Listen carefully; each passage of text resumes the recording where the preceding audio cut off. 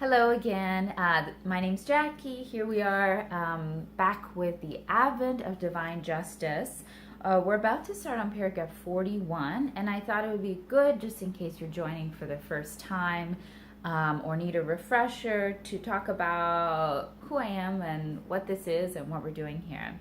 So I was raised a Baha'i in the United States. The Baha'i faith is this global, all-encompassing world religion that believes in all the fundamentals like the golden rule, and also that we live in a very precious day and age when we actually have the tools and capacity to live as one human family and to actually establish what has been foretold, this kingdom of God on earth.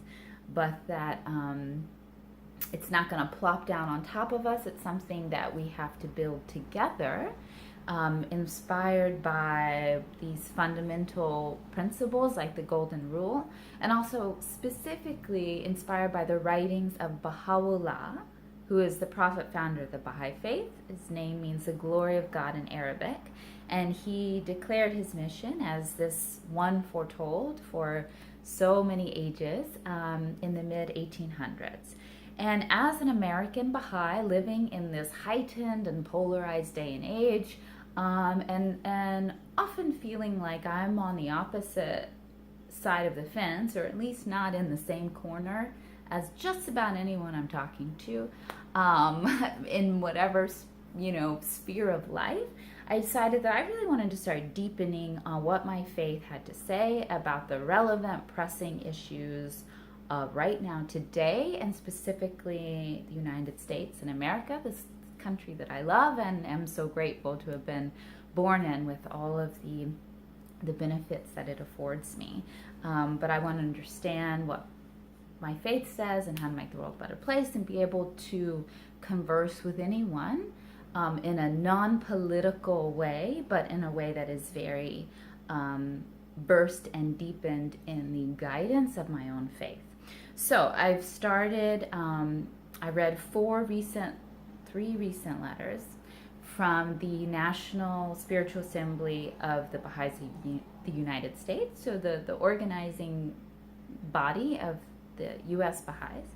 And now we are just cracking into the Advent of Divine Justice, written by Shoghi Effendi in 1939, I believe. It's addressed to the Baha'is of Canada and the United States at that time. Shoghi Effendi was the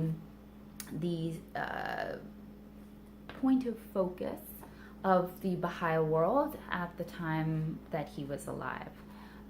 So he's considered the guardian of the Baha'i faith. He is not divine. We don't worship Shoghi Effendi, but he is the part of the lineage of Baha'u'llah. He is Abdul-Baha's grandson. Abdul-Baha is the son of Baha'u'llah, and he guided the Baha'i world during his ministry. And again, specifically, this book was actually a letter written to the Baha'is of the United States and Canada in 1939, and it still bears incredible relevance for this day and age.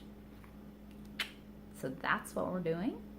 And just in case I forget, at the end of this, to say this at the end, please subscribe. You can hit the red bell if you want to be notified when I upload new videos. I would love to get more followers. Please like, comment, share. This is very audience specific, but it's also completely transparent, and everyone is welcome to learn and glean and have opinions and insights about the guidance in this book.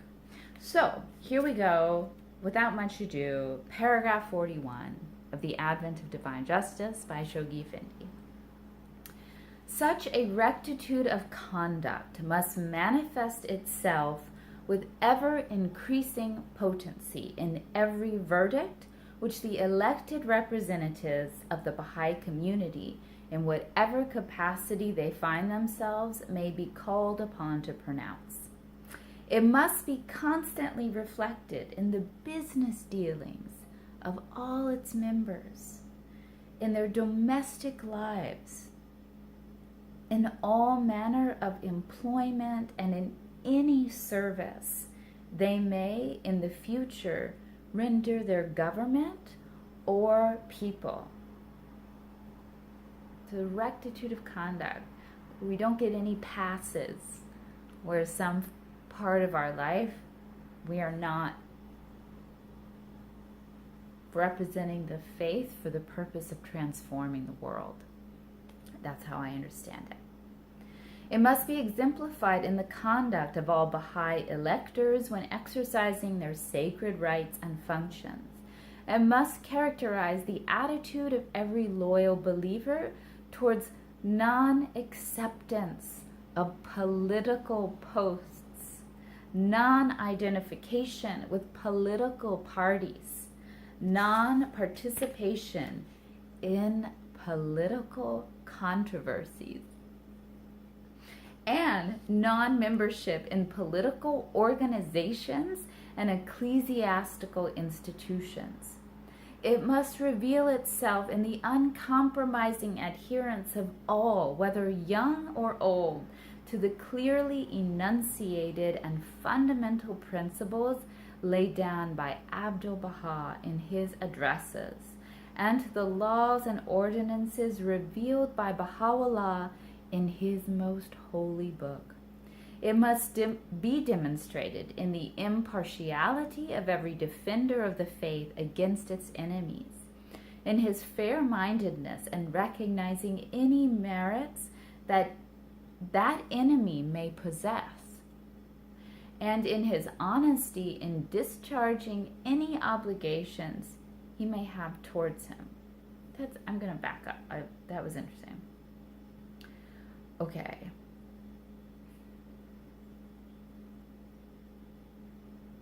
So the laws, it must be demonstrated in the impartiality of every defender of the faith against its enemies, impartial against the enemies of the faith, and his fair-mindedness in recognizing any merits that enemy may possess, and in his honesty in discharging any obligations he may have towards him. It must constitute the brightest ornament of the life, the pursuits, the exertions, and the utterances of every Baha'i teacher, whether laboring at home or abroad, whether in the front ranks of the teaching force or occupying a less active and responsible position. It must be made the hallmark of that numerically small yet intensely dynamic and highly responsible body of the elected national representatives of every Baha'i community, which constitutes the sustaining pillar and the sole instrument for the election in every community of that universal house, whose very name and title, as ordained by Baha'u'llah, symbolizes that rectitude of conduct which is the highest mission to safeguard and enforce. I'm going to stop there. That was the conclusion of paragraph 41. I hope you have a great day making the world a better place. And please remember to subscribe, to comment, to like, and to share.